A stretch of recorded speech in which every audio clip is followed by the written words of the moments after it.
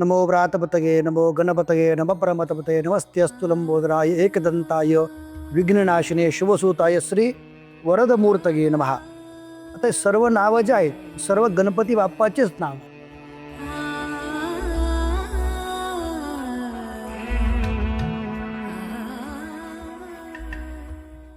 सार्वजनिक गणेशोत्सवातली ही एकमेव अशी मूर्ती आहे ज्याच्यासोबत एक स्त्री पात्र आहे. म्हणजे त्यामुळे आपण याला शारदा गणपती म्हणतो. तर नक्की ही शारदा या गणपतीची कोण आहे? ही जी शारदा आहे ही गणपती बाप्पाची पत्नी आहे आणि त्यामुळे याला सिद्धिविनायक असं प्रतिरूप सर्व भक्तजन म्हणून आदराने वंदन करतात. पूर्ण भारतवर्षामध्ये अनेक देवतांना अनेक नावानं संबोधन करण्याची प्रथा आपल्या भारतीय संस्कृतीमध्ये आपल्याला पाहायला मिळते.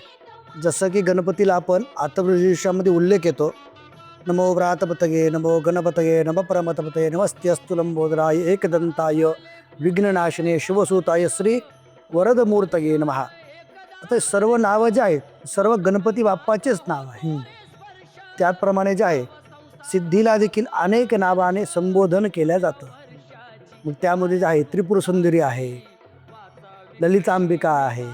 त्याप्रमाणे सिद्धीला शारदा या नावाने देखील संबोधित केलं जातं. मग सिद्धी जी आहे ही शारदा रूपाने गणपतीची पत्नी या रूपाने या ठिकाणी विराजमान झालेली आहे.